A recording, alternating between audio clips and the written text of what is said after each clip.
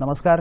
8:30च्या बातमीपत्रात मी शैलेश पेठे आपलं स्वागत करतो. सुरुवातीला एक नजर ठळक बातम्यांवर.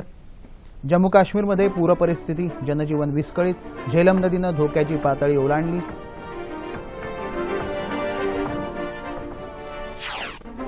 दिवंगत पंडित मदन मोहन मालवीय यांना आज भारतरत्न पुरस्कार प्रदान करणार.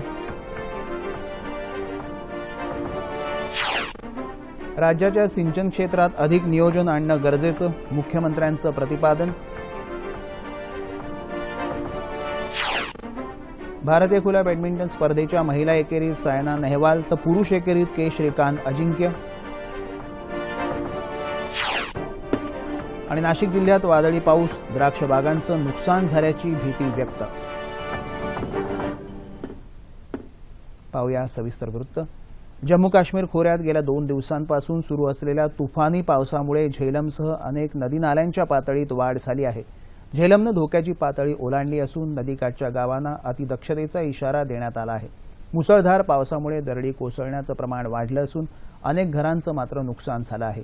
जम्मू काश्मीरमधल्या पूरपरिस्थितीत लोकांना मदतीसाठी आणि सुरक्षित स्थळी हलवण्यासाठी राष्ट्रीय आपत्ती निवारण दलाचे 100 जवान अन्य मदत संस्थांबरोबर सहभागी झाले आहेत.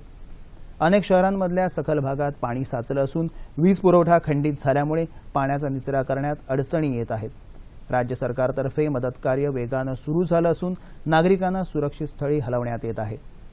जम्मू श्रीनगर राष्ट्रीय महामार्गावरची वाहतूक पूरस्थितीमुळे बंद आहे. पुलवामा, कुपवाडा, बारामुल्लासह 7 जिल्ह्यांमध्ये येत्या 5-6 दिवसात मुसळधार पाऊस आणि हिमस्खलनाचा इशारा हवामान विभागानं दिला असल्यामुळे परिस्थिती अधिकच गंभीर होण्याचीही शक्यता आहे. पूरपरिस्थितीबाबत राज्य सरकारकडून दर तासाला आढावा घेण्यात येत असून स्थिती हाताळण्यासाठी 4 मंत्र्यांच्या एका गटाची स्थापनाही करण्यात आली आहे. आधुनिक सिंगापूरचे अग्रदूत असणाऱ्या ली कुआन यू यांच्या पार्थिवावर काल सिंगापूरमध्ये अंत्यसंस्कार करण्यात आले. पंतप्रधान नरेंद्र मोदी यांच्यासह अनेक देशांचे नेते यावेळी उपस्थित होते. 1965 साली सिंगापूर स्वतंत्र झाल्यापासून पुढे सलग 3 दशकं ली कुआन यू यांनी सिंगापूरचे पंतप्रधान म्हणून धुरा सांभाळली. आर्थिक विकासाचे पुरस्कर्ते असणारे विचारवंत ली कुआन यू हे खऱ्या अर्थानं आपणा सर्वांचं स्फूर्तिस्थान होतं, अशा शब्दात पंतप्रधान नरेंद्र मोदी यांनी ली यांना श्रद्धांजली वाहिली. भारताच्या आर्थिक विकासात ली यांचं सहकार्य मोलाचं ठरलं असंही पंतप्रधान म्हणाले. त्यानंतर मोदी यांनी काल सिंगापूरच्या महत्त्वाच्या नेत्यांची पंतप्रधानांनी भेट घेतली आणि उभय देशांमधले संबंध अधिक दृढ करण्याबाबत त्यांच्याशी विचारविनिमय केला. मोदी यांनी काल इस्रायलचे राष्ट्रपती रिव्होलिन यांचीही भेट घेऊन परस्पर संबंध दृढ करण्याबाबत चर्चा केली.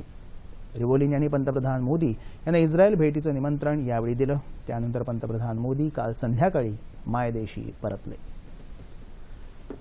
थोर शिक्षणतज्ञ, समाजसुधारक आणि स्वातंत्र्यसेनानी दिवंगत मदन मोहन मालवीय यांना आज भारतरत्न या सर्वोच्च नागरी पुरस्कारानं सन्मानित करण्यात येणार आहे. राष्ट्रपती प्रणव मुखर्जी आज मालवीय यांच्या निवासस्थानी जाऊन त्यांच्या कुटुंबियांकडे भारतरत्न पुरस्कार सुपूर्द करणार आहेत. महामना मालवीय हे भारतरत्न पुरस्काराचे 43वे मानकरी आहेत.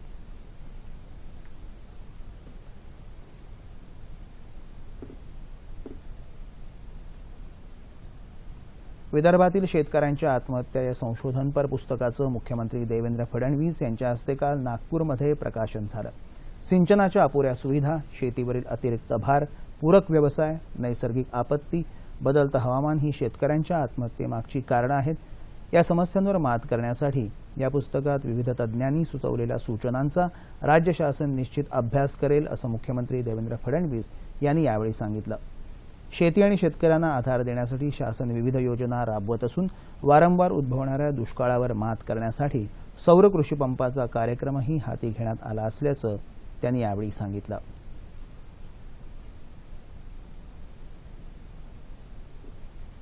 राज्यात काँग्रेस राष्ट्रवादी काँग्रेस सत्तेत असताना औरंगाबाद शहराच्या विकासासाठी भरघोस अनुदान देण्यात आलं होतं. तरी या अनुदानाचा विनियोग स्थानिक प्रशासनानं योग्य प्रकारे न केल्यानं या शहराचे प्रश्न जसेच्या तसेच आहेत असा आरोप काँग्रेसचे प्रदेशाध्यक्ष अशोक चव्हाण यांनी केला आहे. काल औरंगाबाद इथं एका पत्रकार परिषदेत ते बोलत होते. शहरातला पिण्याच्या पाण्याचा प्रश्न तसंच सांडपाण्याची व्यवस्था याबाबतीत काहीही प्रगती झालेली दिसत नाही. औरंगाबाद हे औद्योगिक शहर असल्यानं इथं इंडियन इन्स्टिट्यूट ऑफ मॅनेजमेंटची स्थापना व्हावी ही मागणी अद्याप पूर्ण झाली नसून बांधा, वापरा आणि हस्तांतरित करा या तत्वांवरची जेमतेम 10% कामच झाली असल्याचंही चव्हाण म्हणाले. अवकाळी पाऊस आणि गारपीट तसंच गेल्या वर्षातली दुष्काळी स्थिती यामुळे राज्यातला शेतकरी संकटात सापडला आहे. या संकटातून त्याला बाहेर काढण्यासाठी केंद्र आणि राज्य सरकारनं शेतकऱ्यांचं सर्व कर्ज माफ करावं अशी मागणी काँग्रेसचे प्रदेशाध्यक्ष अशोक चव्हाण यांनी केली आहे. काल धुळ्यामध्ये एका कार्यक्रमात ते बोलत होते. शेतीपासून शेतकऱ्यांना सध्या काहीही उत्पन्न मिळत नाही, पण बँकेचे अधिकारी मात्र कर्ज वसुली करण्याच्या मागे आहेत. आपल्याला कर्ज फेडता आलं नाही तर आपली नाचक्की होईल या भीतीने शेतकरी आत्महत्या करतात असंही ते म्हणाले. शेतकऱ्यांचं कर्ज माफ केलं तर त्यांच्यात जगण्याची उमेद निर्माण होईल असंही अशोक चव्हाण यावेळी म्हणाले.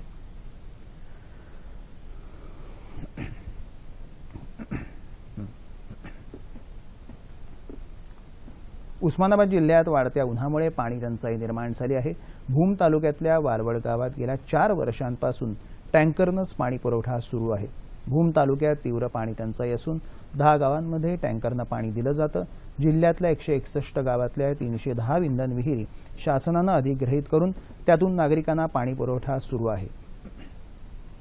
तर जिल्ह्यात 700हून अधिक गावांमध्ये खरीप आणि रब्बी हंगामात पैसेवारी 50 पैशांपेक्षा कमी आल्यानं या सर्व गावात प्रशासनानं पाणी टंचाई जाहीर केली आहे.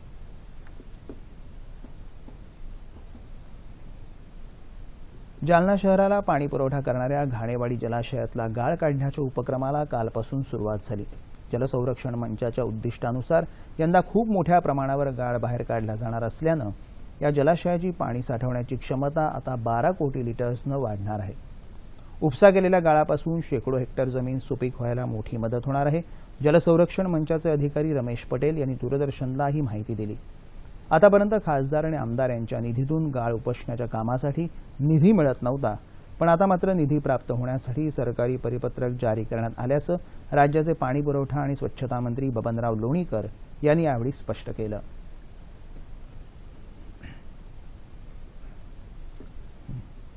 आदिवासी विकासासाठी शासन कटिबद्ध असून आदिवासींचा सामूहिक विवाह हा स्तुत्य उपक्रम असल्याचं प्रतिपादन रायगड जिल्ह्याचे पालकमंत्री प्रकाश मेहता यांनी केलं. अलिबागमध्ये आयोजित आदिवासी जोडप्यांच्या सामूहिक विवाह सोहळ्यात ते बोलत होते.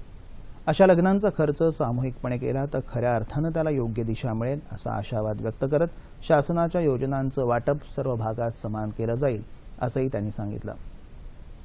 यावेळी विवाहित जोडप्यांना धनादेश आणि संसारोपयोगी वस्तूंचं वितरणही करण्यात आलं.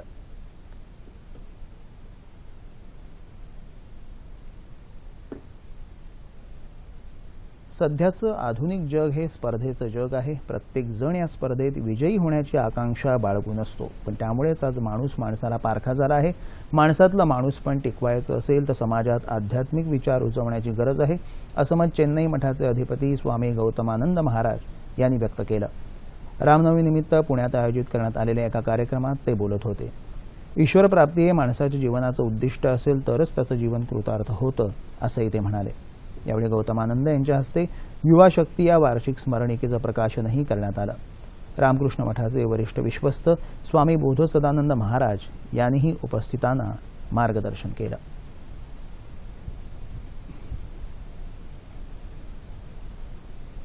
सुप्रसिद्ध लेखिका विजया वाड यांच्या कथांवर आधारित कथाशती या कथाकथन स्पर्धेचं आयोजन नवी मुंबईतल्या वाशी इथं करण्यात आलं होतं. विविध वयोगटातल्या 100 महिलांनी या स्पर्धेत भाग घेतला. नवी मुंबईच्या साहित्य संस्कृती कला मंडळ आणि निशिगंधा वाड एज्युकेशन कल्चरल ट्रस्ट यांच्या संयुक्त विद्यमाने या स्पर्धेचं आयोजन करण्यात आलं होतं. अभिनेत्री निशिगंधा वाड यांच्या हस्ते स्पर्धेतील विजेत्यांना बक्षिसं देण्यात आली. सुप्रसिद्ध गायिका पद्मजा फेणाणी जोगळेकर यावेळी उपस्थित होत्या. यावेळी विविध क्षेत्रात असामान्य कामगिरी करणाऱ्या 5 महिलांचा सुवर्णकन्या म्हणून गौरवही करण्यात आला.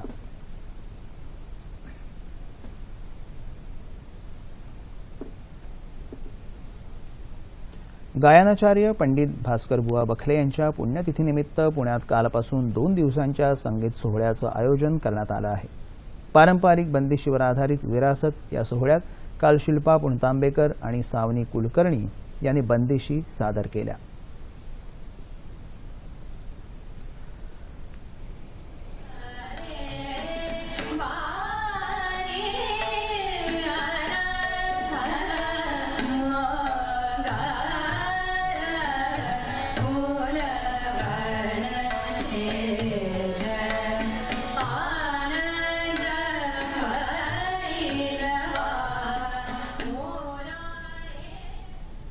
या सोहळ्यात काल पंडित राजन आणि साजन मिश्रा यांना माणिक वर्मा स्मृती पुरस्कारानं सन्मानित करण्यात आलं। कृष्णकुमार गोयल यांच्या हस्ते मिश्रा बंधूंना पुरस्कार प्रदान करण्यात आला। यावेळी राणी वर्मा आणि वंदना गुप्ते या माणिक वर्मा यांच्या कन्या उपस्थित होत्या। माणिक वर्मा यांच्या नावाचा पुरस्कार लाभला हे आम्ही आमचं परम भाग्य समजतो अशा शब्दात राजन साजन मिश्रा यांनी आपल्या भावना यावेळी व्यक्त केल्या।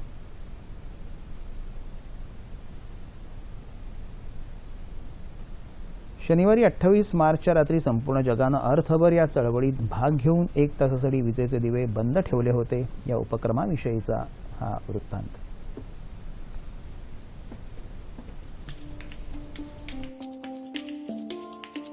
जगभरातल्या सुप्रसिद्ध वास्तूंवरचे प्रकाश झोत 1 तासाभरासाठी बंद करून काल शनिवारी रात्री सर्व जगानं अर्थ अवर या चळवळीला प्रतिसाद दिला। पर्यावरणाच्या संवर्धनासाठी काम करणाऱ्या WWF या संस्थेकडून दरवर्षी मार्च महिन्याच्या शेवटच्या शनिवारी स्थानिक वेळेनुसार रात्री 8:30 वाजता हा अर्थ अवर सुरू होतो। हवामान बदलामुळे पृथ्वीची खालावलेली परिस्थिती ठळकपणे अधोरेखित करण्यासाठी या अर्थ अवरमध्ये 1 तास विद्युत दिव्यांच्या झगमगाटाला, रोषणाईला आणि प्रकाशाला विराम दिला जातो। यावर्षीही पॅरिसमध्ये आयफेल टॉवरचे दिवे विझवण्यात आले। बर्लिनच्या ब्रँडेनबर्ग गेटवर आणि न्यूयॉर्कच्या टाइम्स स्क्वेअरमध्येही अंधार करण्यात आला आणि हाँगकाँगची झगमगती आकाश रेषाही या अर्थ अवरमध्ये अंधारात बुडून गेली। भारतानंही या उपक्रमात भाग घेत राष्ट्रपती भवन आणि सचिवालयावरचे दिवे 1 तासासाठी बंद ठेवले। दिल्लीत अक्षरधाम मंदिरातही अंधार करण्यात आला। तिरुअनंतपुरममध्ये हातात मेणबत्त्या घेऊन बहुसंख्य लोक किनाऱ्यावर एकत्र आले। अहमदाबादमध्ये पुजारी आणि भक्तगणांनी मंदिरामध्ये मेणबत्त्या उजाळल्या। मुंबईत छत्रपती शिवाजी टर्मिनस या भव्य दिमागदार रेल्वे स्थानकाची रोषणाही बंद ठेवण्यात आली होती। अर्थ अवरचा उद्देश ऊर्जेच्या शाश्वत वापराबद्दल जनजागृती करणं आणि त्या दिशेनं जनसामान्यांची तसंच व्यावसायिक आणि सरकारी आस्थापनांची सामूहिक शक्ती दाखवून देणं हा आहे। त्यामुळेच 2007 मध्ये सिडनीत छोट्या प्रमाणात सुरू झालेल्या या उपक्रमानं आता WWFच्या सहकार्यानं व्यापक जागतिक चळवळीचं रूप घेतलं आहे।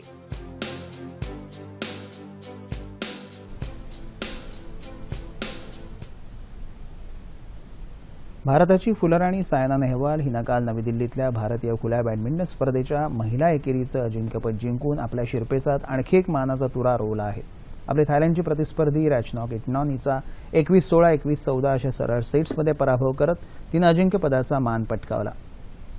पुरुषांच्या एकेरीत भारताच्या के श्रीकांतनं डेन्मार्कच्या व्हिक्टर एक्सेल्सनवर 18-21, 21-13 आणि 21-12 अशी मात करत या स्पर्धेचं अजिंक्यपद मिळवलं आणि स्पर्धेतलं भारताचं वर्चस्व सिद्ध केलं।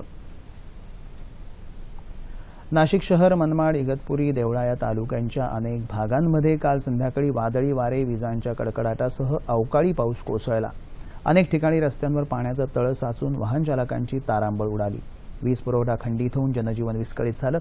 आधीच गारपिटीनं हवालदिल झालेला द्राक्ष उत्पादक अधिक हवालदिल झाला आहे। जोरदार पावसामुळे द्राक्षबाग उद्ध्वस्त तर द्राक्षमणी जमिनीवर पडून मातीमोल झाल्याचं चित्र शेतातून दिसत आहे। ऐन काढणीच्या वेळी झालेल्या अवकाळी पावसामुळे शेतकरी मात्र मोठ्या अडचणीत सापडला आहे। हवामान येत्या 24 तासात मध्य महाराष्ट्र, मराठवाडा आणि इतर विदर्भात काही ठिकाणी आणि कोकणात तुरळक ठिकाणी हलक्या स्वरूपाचा पाऊस पडण्याची शक्यता हवामान विभागानं वर्तवली आहे। तर मध्य महाराष्ट्र, मराठवाडा आणि विदर्भात काही ठिकाणी गारांचा पाऊस पडण्याचा इशाराही हवामान विभागानं दिला आहे। ठळक बातम्या पुन्हा एकदा। जम्मू काश्मीरमध्ये पूर परिस्थिती, जनजीवन विस्कळीत, झेलम नदीनं धोक्याची पातळी ओलांडली।